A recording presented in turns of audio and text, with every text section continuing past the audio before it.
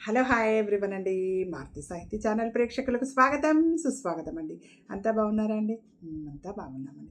ఈరోజు మన మారుతి సాహితీ ఛానల్లో ఎద్దనపూడి సులోచనారాణి గారు రచించినటువంటి ప్రేమ దీపిక నావెల్లో ఈరోజు ఎపిసోడ్కు వెళ్ళే ముందు ఇంతకుముందు ఏం జరిగిందో ఒకసారి జ్ఞప్తికి తెచ్చుకుందామండి. అయితే ప్రభాకర్ కాంచన ఇద్దరు ఊరు వెళ్దామని అనుకోకుండా ప్రభాకర్ ఫ్రెండ్ వాళ్ళ మదర్కు బాగాలేక ప్రభాకర్ ప్రయాణం ఆగిపోవడం, కాంచన వాళ్ళ బాబాయ్ గారి ఇంటికి రావడము, కొత్త కొత్త పరిచయాలు, ప్రభాకర్ వాళ్ళ ఇంటికి పోయి రావడము, తర్వాత చిట్టి పరిచయం రావడం, చిట్టిని వెంట పెట్టుకొని ఊళ్ళో అట్లా టైంపాస్ కోసం తిరిగి రావడము, దారిలో ఒక రౌడీ కనపడము, ఆయనను చిట్టి చూసి భయపడము, అట్లాంటి వాళ్ళకి భయపడొద్దని కాంచన చెప్పడము, ఆయన రౌడీ చూసుకుంటూ వెళ్ళిపోవడము, ప్రజలు కష్టపడకుండా డబ్బు సంపాదించడానికి ఇష్టపడతారు, నీతి నియమాలు పాటించడానికి ఒళ్ళు వంగదు అని చెప్పి కాంచన ఇబ్బంది పడడం జరిగింది కదండి. ఈరోజు ఎపిసోడ్లో ఏం జరగబోతుందో చూద్దామండి. ఉదయము 10 గంటల వేళ కాంచన స్నానం చేసి వచ్చి గదిలో జడ వేసుకుంటుంది. అనంతయ్య ఇంటిలో లేడు. లాయర్ గారి దగ్గర ఏదో పని ఉందని వెళ్ళాడు. ప్రభాకరు ఈరోజు మధ్యాహ్నం వస్తున్నట్టు టెలిగ్రామ్ వచ్చింది. గుంటూరు నుంచి రజనీ కూడా ఉత్తరం రాసింది. రజనీ రాసిన ఉత్తరము ఇలా ఉంది: ప్రియమైన కాంచన, నువ్వు ఎలా ఉన్నావు? నేనైతే ఇక్కడ బోర్ కొట్టి చచ్చిపోతున్నాను. మా అమ్మ ఉందే, ఆవిడ నోరు ఒక్క క్షణం ఊరుకోదు. ఒక్కసారి ఆలోచిస్తే మా నాన్న ఇన్నేళ్ళు ఆవిడతో సంసారం ఎలా చేశాడా అని ఆశ్చర్యపోతుంటాను. మా నాన్నకి ఓపికశ్రీ అని బిరుదు ఇవ్వవచ్చు, పద్మశ్రీ లాగా అనమాట. మనకు ఉంటాయి కదా పద్మశ్రీ, పద్మభూషణ్, పద్మవిభూషణ్ లాగా, ఆమెనేమో తండ్రికి ఇచ్చిందనమాట. ఓపికశ్రీ అనే బిరుదు ఇవ్వవచ్చు. లేచినప్పటి నుంచి మా అమ్మ నోట్లోంచి వచ్చిన ఒక్క మాట అక్షరాల అమలు జరగవలసిందే. అవతల వ్యక్తి భర్త, కూతురు, నౌకరు ఎవరైనా కానీ భేదం ఉండదు. ఆవిడకి ఎదురు చెప్పామా ఇక చచ్చామన్నమాటే. నరకం ఎలా ఉంటుందా అని ఎవరైనా కుతూహల పడితే మా ఇల్లు చూసి తెలుసుకోవచ్చు. ఈ సెలవులు వస్తే నాకు ప్రాణం మీదకి వచ్చినట్టే ఉంటుంది సుమా. నేనింటిలో ఒక బానిసలా పడి ఉండాలి. ఎప్పుడు కాలేజీ తెరుస్తారా అని ఎదురు చూస్తున్నాను. మా అమ్మ నాకు ఇంకో బెడద తెచ్చింది.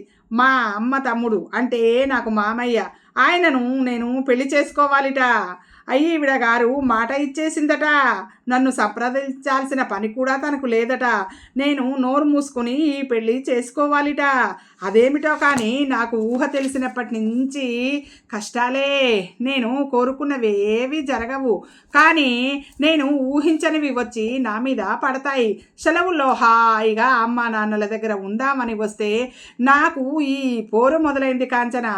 నేను అసలు చిన్నప్పటి నుంచి ఇంటిలో మా అమ్మ తిట్లు పడలేక ఎప్పుడు ఇరుగు పొరుగు వాళ్ళ ఇళ్ళలోనే గడిపేదాన్ని.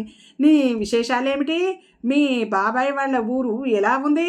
ఆ ఊరు ఎలా ఉన్నా నీకు బాగానే ఉంటుంది అనుకుంటాను. ఎందుకంటే నీ స్నేహితుడు ప్రభాకర్ కూడా అక్కడే ఉన్నాడు కదా. కాబట్టి నా దురదృష్టం, నాకు కనీసం అలాంటి స్నేహితుడైనా లేడాయే. ఒక్కొక్కరి జాతకం అంతే అనుకో. నీకు వీలుగా ఉంటే అన్ని కబుర్లతో నాకు ఉత్తరం రాస్తావు కదూ. ఎంతైనా నువ్వు రూమ్మేట్ని కదా, నేను నీ రూమ్మేట్ని కదా. అప్పుడప్పుడు కాస్త జాగ్రత్తగా చూసుకోమ్మా. నువ్వు ఉత్తరాలు వ్రాస్తే నాకు చాలా సంతోషంగా ఉంటుంది. ప్రభాకర్ని అడిగానని చెప్పు. మీ బాబాయ్కి నమస్కారాలు. నీ రజని. కాంచన ఉత్తరం చదవగానే అప్పటికప్పుడే కూర్చొని జవాబు వ్రాసేసింది. రజని వాగుడుకాయ. అప్పుడప్పుడు విసుగనిపించిన రజని తల్లిదండ్రుల మూలంగానే అలా అయిందని అర్థం చేసుకున్న కాంచనకి రజని అంటే జాలితో కూడినటువంటి ఇష్టం. పిల్లల మీద తల్లిదండ్రుల సంసార పరిస్థితి చాలా ప్రభావం కలుగజేస్తుందని కాంచన నమ్మకం. కాంచన ఉత్తరం రాసి కవరు అంటిస్తూ చిట్టికి పోస్టు చేయమని ఇవ్వడానికి గదిలో నుంచి యువతలకు వచ్చింది. గది గుమ్మం దాటి వచ్చిన కాంచన అక్కడ కనిపించిన దృశ్యం చూసి నిశ్చేష్టురాలయ్యింది. ఆ గళ్ళలుంగి రౌడీ అక్కడ మండువాలో వేసి ఉన్న బల్ల మీద దర్జాగా కాలు మీద కాలు వేసుకొని పాదం ఆడిస్తూ సుఖంగా తన స్వంత ఇంటిలో ఉన్నట్టుగా పడుకొని ఉన్నాడు. కాంచన రెప్పపాటుగా ఇంటిలో పినతండ్రి లేడని, తను ఒంటరిగా ఉన్నానని గుర్తుకు వచ్చింది కాంచనకి. అది తెలుసుకునే అతను ఇంత సాహసానికి ఒడిగట్టాడు. కాంచనకి ఒక్కసారి ఉద్ధృతమైన పొంగుల కోపం, ఆవేశం ముంచుకొచ్చినాయి. ఏయ్ అరిచింది. అతను తిరిగి చూశాడు. ఎదురుగా పడక గది గుమ్మంలో చేతిలో కవరు పట్టుకుని కాంచన నిలబడి ఉంది. కాంచనని చూడగానే అతను దిగ్గున లేచి కూర్చున్నాడు. మర్యాదగా ఇక్కడి నుంచి వెళ్తావా లేదా? కాంచన అవమానపూర్వకంగా అడిగిన ఆ తీరుకి అతనికి ఒళ్ళు మండింది. వెళ్ళను అన్నాడు. వెళ్ళవు? ఊహు. ఆ మాటకి వస్తే ఈ ఇంటిలోంచి నువ్వే వెళ్ళాలి. మర్యాదగా చెబుతున్నాను. నాకు తిక్క రేగిందంటే మనిషిని కాను. అవతలికి వెళ్ళా అన్నాడు బల్ల మీద నుంచి లేస్తూ. ఏమిటి ఏమిటి? అతను కాంచనని అనుకరిస్తూ వెక్కిరించాడు. చిలకలా మాట్లాడి నన్ను రెచ్చగొట్టకు, తెలుసా? ఇంటిలో ఎవరూ లేరు, జాగ్రత్త. మర్యాదగా బయటికి వెళ్ళు.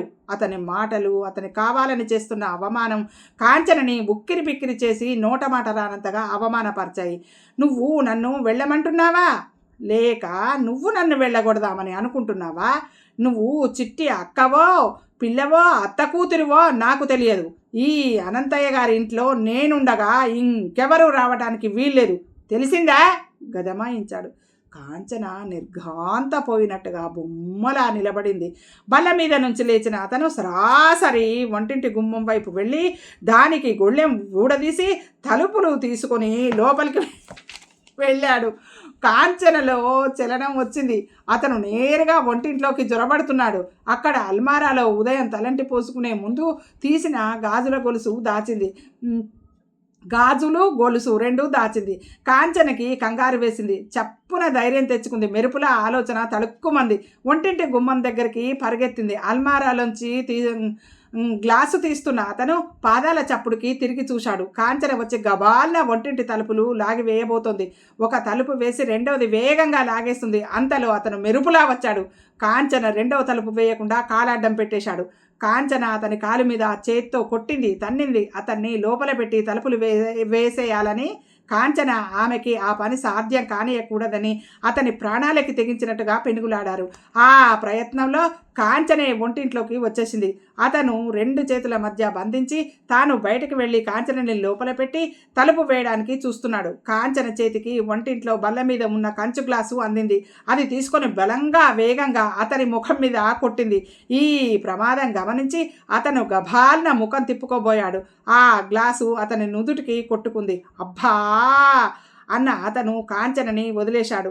కాంచన గభాల్న యువతలకు పరిగెత్తుకు వచ్చింది. దొంగ దొంగ అరుస్తూ యువతలకు వస్తుంది.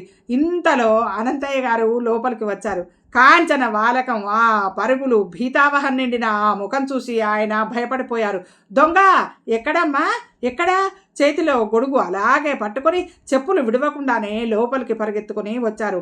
అక్కడ వంటింటి గుమ్మం దగ్గర జయసింహ చేత్తో నుదురు నుంచి కారుతున్న రక్తం తుడుచుకుంటున్నాడు. జయసింహని చూడగానే అతను తెల్లబోయాడు. కాంచన రొప్పుతో అంది, బాబాయ్ వీడే ఇంట్లో జొరబడి వంటింట్లో దూరుతున్నాడు. నువ్వు పని మీద వెళ్ళటం చూసి ఉంటాడు. నేను ఒంటరిగా ఉన్నానని తెలిసి ఇంట్లో దూరాడు అంది. హరే జయా, నువ్వా? అయ్యయ్యో, ఏమిటా రక్తం, ఏమైంది? ఆయన ఆదుర్దాగా దొంగమాట మర్చిపోయినట్టుగా వెళ్ళి అతను ముఖం చేత్తో పట్టుకుని చూశాడు. ఆ మహాతల్లి కొట్టింది అన్నాడు కోపంగా. కాంచన కొట్టిందా? కాంచన. జయసింహ ఉలికిపాటుగా చూశాడు. అవును, కాంచన. ఆయన వెనక్కి తిరిగి కాంచనని చూస్తూ, అమ్మా వీడు జయ, పూర్తి పేరు జయసింహ, మనవాడే. కాస్త ఖాళీ దొరికిందంటే వచ్చి నా దగ్గరే కూర్చుంటాడు. ఆ వేషం, ఆ మీసాలు, లుంగి, ఆ రౌడీలా ఉన్నాడు, కానీ ఒట్టి మేకలాంటి వాడు. కాంచన గోడకి వెనక్కి చేతులు ఆనించి నిలబడిపోయింది. బాబాయ్ చెప్పేది ఒక్క నిమిషం కాంచనకి అర్థమే కాలేదు. కాంచన నిన్ను ఎందుకు కొట్టింది అన్నారు ఆయన. నేను మంచినీళ్ళు తాగదామని వంటింట్లోకి వచ్చాను. అతను కాంచనని చూసి ఆగిపోయాడు. అమ్మో, ఒక్క క్షణంలో ఎంత ఘోరమైన ప్రమాదం తప్పిపోయింది. ఆ కోపంలో తను ఆ అమ్మాయిని కసిగా నలిపేసి ఉండేవాడు. అనంతయ్య గారు దేవుడిలా వచ్చి రక్షించాడు. అలాంటి ఘోరం జరిగి ఉంటే ఇంకేమైనా ఉందా? తను అనంతయ్య గారి ముఖం చూడగలిగి ఉండేవాడా? ఆ పట్టున వెళ్ళి తాను పొడుచుకు చచ్చి ఉండేవాడు. అయ్యో, పెద్ద దెబ్బే తగిలింది అంటూ అనంతయ్య జయసింహని చెయ్యి పట్టి తీసుకువచ్చి మంచం మీద కూర్చోపెట్టాడు. అమ్మా కాంచన, అల్మారాలో దూది డెట్టాలు ఉంది, పట్టుకురా తల్లి అన్నారు. కాంచన కదిలి వెళ్ళింది. అనంతయ్య గారు కాంచన తెచ్చి ఇచ్చిన దూది డెట్టాలు తీసుకుని జయసింహ తలకి బ్యాండేజ్ కట్టారు. బాగుంది ఇద్దరి గొడవ. నువ్వేమో పక్క పక్కింటి చిట్టికి బంధువు అనుకున్నావా? కాంచనేమో నువ్వు దొంగ అనుకుంది. నేను రావటం కాస్త ఆలస్యం అయితే ఏమయ్యేదో అన్నారాయన.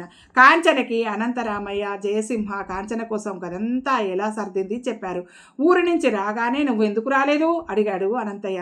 నిన్న వచ్చానండి, ఇల్లు తాళం వేసి ఉంది, మీరు ప్రసాదరావు గారింటికి వెళ్ళారని చెప్పారు అన్నాడు. నిన్ననా? అవును, నిన్న కాంచన నేను ప్రసాదరావు భోజనానికి పిలిస్తే వెళ్ళాము అన్నారు ఆయన. కాంచన తలుపుకి ఆనుకుని నిలబడి ఆ ఇద్దరినే చూస్తోంది. నేను ఇక వెళ్తానండి. జయసింహ లేచాడు. కూర్చో, కాఫీ తాగుదు కానీ. వద్దండి, పర్వాలేదు, నేను తాగే టైమేగా. అమ్మా కాంచన అన్నారు ఆయన. కాంచన నిశ్శబ్దంగా వంటింటి వైపు వెళ్ళిపోయింది. అక్కడ గుమ్మం దాటుతుంటే కింద పడి ముక్కలైన ఎర్రటి గాజు ముక్కలు కనిపించాయి. కాంచన వంగి వాటిని ఏరి తీసుకుంది.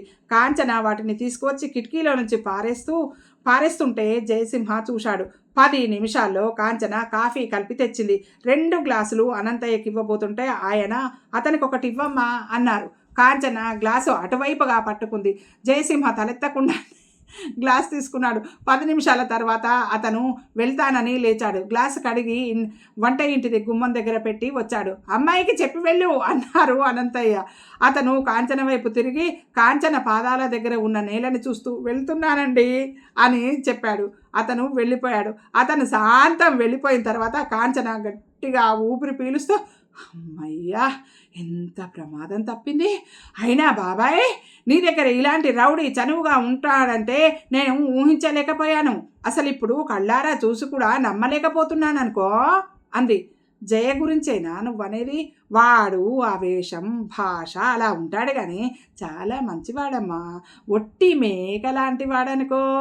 అసలు ఎవరితను, ఎక్కడి వాడో తెలియదు. ఈ ఊరు వచ్చి 2 ఏళ్ళు అయింది. జమీందారు గారి అద్దెలు వసూలు చేయడానికి వచ్చాడు. అతను వచ్చిన తర్వాత ఆయన అద్దెలు వేల డబ్బు ఠంచనగా వసూలు అవుతోంది. ఊరిలో అందరికీ ఇతనంటే హడలు. కండబలం పుష్కలంగా కలవాడు. పైనుంచి జమీందారు గారి అండ ఉండే, అందుకే అందరూ భయపడతారు. ఊరిలో ఎక్కడైనా దొమ్మీలు జరిగితే ఇతను వెళ్ళి తీర్పు చెప్తే వింటారు. చిట్టి అతను చాలా రౌడీ అని, ఆడపిల్లలు ఇతను కనిపిస్తే పక్కదారి వెంట వెళ్తారని చెప్పాడు. చిన్నపిల్లలకి పెద్దవాళ్ళు జయసింహం వస్తున్నాడు అని భయపెట్టడం అలవాటైంది. ఆడపిల్లలు సహజంగా అతని రూపం చూసి భయపడతారు. వాళ్ళు అతని దృష్టిలో పడరు. వాళ్ళు అనవసరంగా భయపడడమే తప్ప అతను ఎవ్వరికీ ఏనాడు చేసిన అపకారం మాత్రం ఏమీ లేదు. ఊరిలో డబ్బు గల వాళ్ళని మాత్రం అస్సలు లక్ష్య పెట్టడు జయసింహ. నువ్వంటే అతనికి ఎందుకంత ఇష్టంట? ఒకసారి వాడు ఈ ఊరు వచ్చిన కొత్తల్లో బాగా మశూచి వచ్చింది. దిక్కు లేకుండా పడి ఉన్నాడు. ఎవ్వరూ పచ్చి మంచినీళ్ళు కూడా ఇవ్వలేదు. డాక్టర్ గారు కూడా వెళ్ళి చూడలేదు. అప్పుడు చచ్చిపోతాడనే అనుకున్నారు. నాకు తెలిసి నేను వెళ్ళి ఇంటికి తీసుకువచ్చి నా దగ్గర ఉంచుకున్నాను. తగ్గే వరకు చూశాను. ఊళ్ళో వాళ్ళంతా వాడిని ఎందుకు చూస్తారు అని వాడెదురుగుండానే అన్నారు.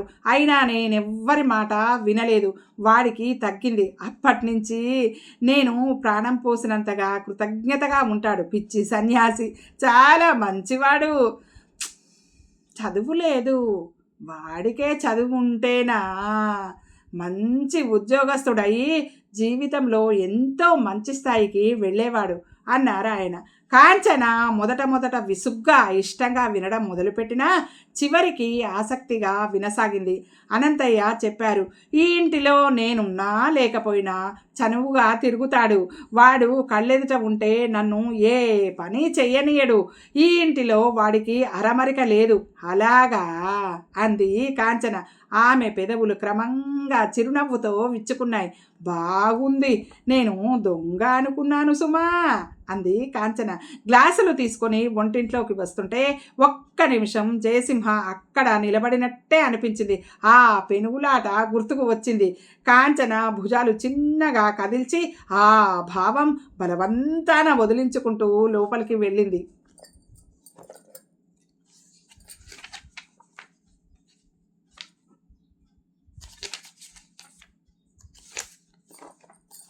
వారం రోజులు గడిచాయి.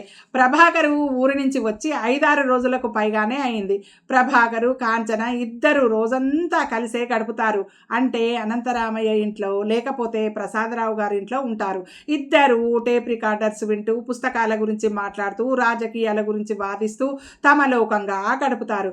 సాయంత్రం వేళల్లో ఇద్దరు కలిసి ఊరి చివరికి షికారుకో ఏ సినిమాకో వెళ్తూ ఉంటారు. కాంచన ఎక్కువగా షికారునే ఇష్టపడుతుంది. రద్దీ లేని రోడ్ల మీద ఆరుబయట గాలిలో సూర్యాస్తమయం చూస్తూ ఎంత దూరం నడిచినా కాంచనకి విసుగు అనేదే ఉండదు. ఒక్కొక్కసారి చిట్టి వెంట వస్తుంటారు, ఒక్కొక్కసారి ఇద్దరే వెళ్తుంటారు. ఈ రోజు కూడా కాంచన, ప్రభాకరు రోజులాగానే ఊరి చివరికి వాకింగ్కి వచ్చారు. అటు వెళ్తుంటే ఆ దోవ రాజుగారి మేడ ముందు నుంచే వెళ్తుంది.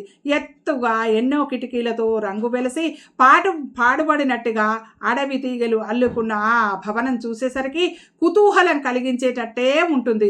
దాని సున్నపు బెత్తలు ఊడిపోయాయి. జయసింహ సాయంత్రం వేళలా అప్పుడప్పుడు ఆ వరండా గోడకి వెనక్కి జారగిలబడి 2 చేతులు తల కింద పెట్టుకొని పాదాలు 2 ఎదురుగోడకు తన్నిపెట్టి కూర్చుంటాడు.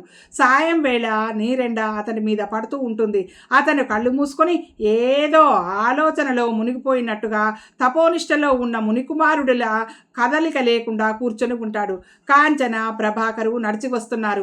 ఊరి చుట్టూ కొండలు ఉన్నాయి. ఊరంతా కూడా ఎత్తుపల్లాలుగా చూడముచ్చటగా ఉంటుంది. కాంచన ప్రభాకర్తో కలిసి నడుస్తూ తల తిప్పి చూసింది. దూరంగా జయసింహ కనిపించాడు. ఈ వారం రోజుల నుంచి జయసింహ, కాంచనల మధ్య ఉన్న మొహమాటం పోయింది.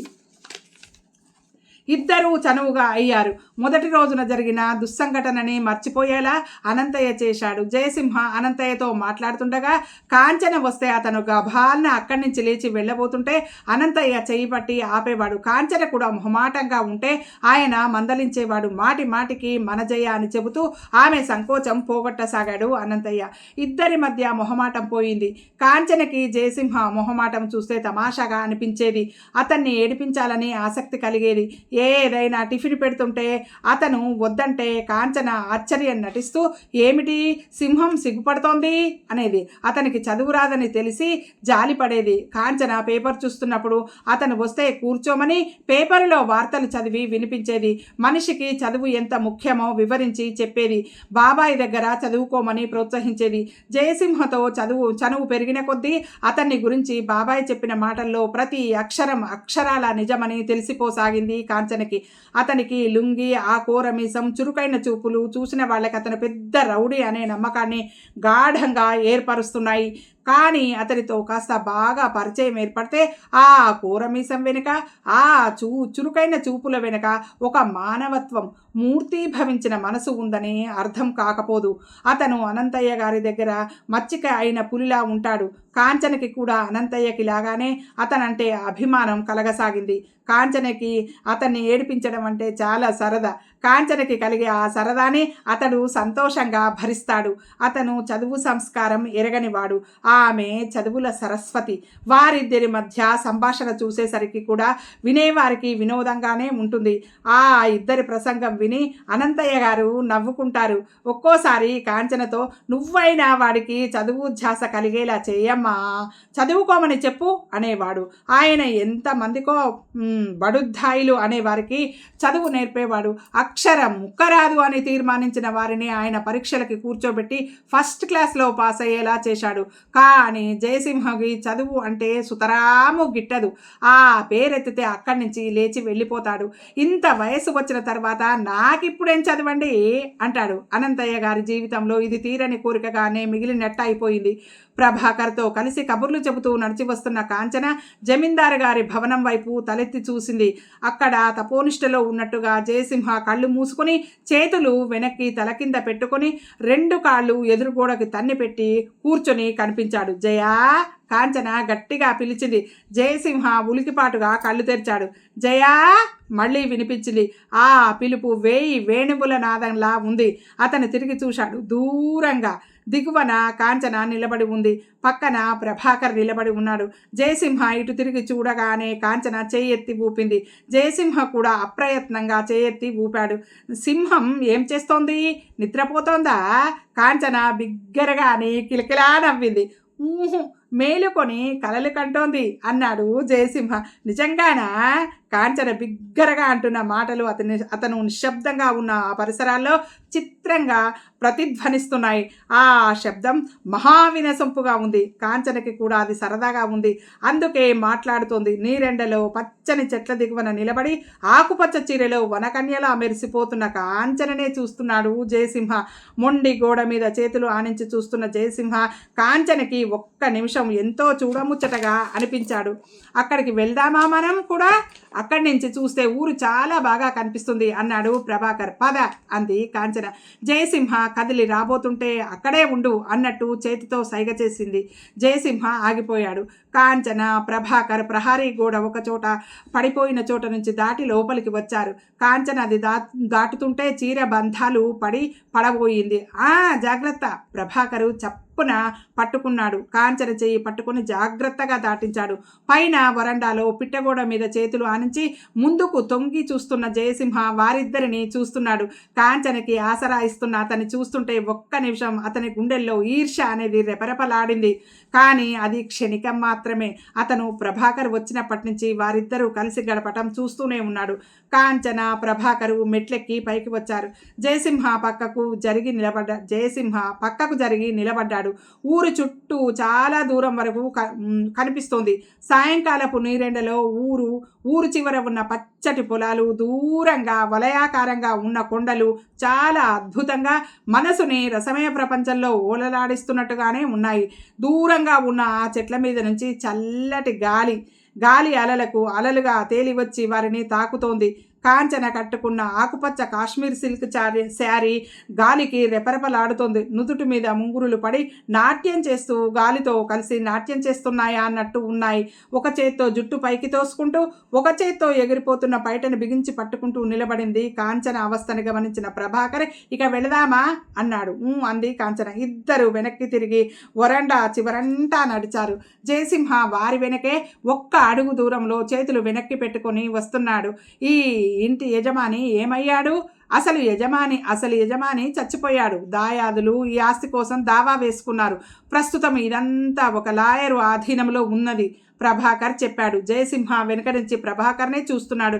క్రాఫ్ నీట్గా ఉంది. గోల్డ్ కలర్ ప్యాంటు, షర్టు వేసుకున్నాడు. కాళ్ళకి నల్లటి మెత్తటి చెప్పులున్నాయి. కుడి చేతికి ఉంగరం ఉంది. ప్రభాకర్ని చూడగానే అపరిచితులకైనా సరే అతను చదువుకున్నవాడని, గొప్పింటి కుర్రవాడని తెలుస్తుంది. కాంచన వెనక్కి తిరిగింది. వెళ్తాం జయ అంది. అతను తల ఊపాడు. నీ రహస్య స్థావరమా ఇది అంది నవ్వుతూ కాంచన. రహస్య స్థావరం కాదు, విశ్రాంతి కేంద్రం అన్నాడు అతను. కాంచన నవ్వింది. ఆ పరిసరాలని అతన్ని మార్చి చూస్తూ, ఎందుకో గాని ఈ పరిసరాలకి నీకు బాగా సామ్యం కనిపిస్తోంది. నువ్వు ఇక్కడ నిలబడితే ఏమిటో చక్కగా అతికినట్టుగా ఉంది అంది. జయసింహ ముఖంలోకి ఎరుపు పాకి వచ్చింది. అతని దవడ ఎముక దేనినో బిగబట్టి ఆపేస్తున్నట్టుగా కదిలి ఆగింది. వస్తాం జయ ప్రభాకర్ కూడా అన్నాడు. ఇద్దరు మెట్లు దిగి వెళ్ళిపోయారు. ఇద్దరు ఏవో కబుర్లు చెప్పుకుంటూనే ఉన్నారు. కాంచన మెట్లు దిగుతుంటే ప్రభాకర్ చెయ్యి అందిస్తున్నాడు. పై మెట్ల మీద నిలబడిన జయసింహ చనువుగా స్నేహంగా నవ్వుతూ అరమరికలు లేకుండా కబుర్లు చెప్పుకుంటూ దిగి వెళుతున్న ఆ ఇద్దరిని చూస్తున్నాడు. వాళ్ళిద్దరూ వెళ్ళిపోయారు. జయసింహ ఒక్క నిమిషం అక్కడే నిలబడిపోయాడు. ఎందుకో గాని ఈ పరిసరాలకి నీకు బాగా సామ్యం కనిపిస్తోంది. నువ్విక్కడ నిలబడితే ఏమిటో చక్కగా అతికినట్టుగా ఉంది. కాంచన అన్నమాట అతని చెవుల్లో ప్రతిధ్వనించింది. అతని దవడ ఎముక మళ్ళీ బిగుసుకుంది. అతని కాలి కింద ఏదో తగిలింది. తల వంచి చూశాడు. గోడరు పడి ఉన్న సున్నపురాయి చిన్నది. అతని పాదానికి ఉన్న చెప్పుతో దాన్ని గట్టిగా తొక్కి నిసు చేశాడు. అంటే దాన్ని గడ్డలాగా ఉన్నదాన్ని మొత్తము పొడిలాగా చేశాడు. పొడి అయిన దాన్ని చూస్తుంటే అతని కసేమి తీరనట్టుగా అనిపించింది. ఈ పరిసరాలకి నీకు బాగా సామ్యం కనిపిస్తోంది. నువ్వు ఇక్కడ నిలబడితే ఏమిటో చక్కగా అతికినట్టుగా ఉంది. కాంచన కంఠం మళ్ళీ వినిపించింది. అది ఈసారి వెక్కిరింతగా ఉంది. తనని చూసి విరగబడి నవ్వుతున్నట్టు ఉంది. అతను ఎందుకో గాని ఆ మాటలు భరించలేకపోతున్నాడు. అతను ఒక్కసారి తలెత్తి చుట్టూ చుట్టూ ఆ పరిసరాలను చూశాడు. వెలిసిపోయిన గోడలు, సాలెగూళ్ళు నిండిన మూలలు, పెచ్చులు ఊడిన అరుగులు. అది శిథిలావస్థకి వచ్చిన భవనం. తను కూడా అంతేనా? అతని గుండెల్లో మంట లాంటిది రేగింది. కాంచన తనకి తెలియకుండానే అతనిలో ఒక మహామంట రేపి వెళ్ళింది. అతనికి జీవితం చిరాకుగా, భరించలేని బరువుగా అనిపించసాగింది.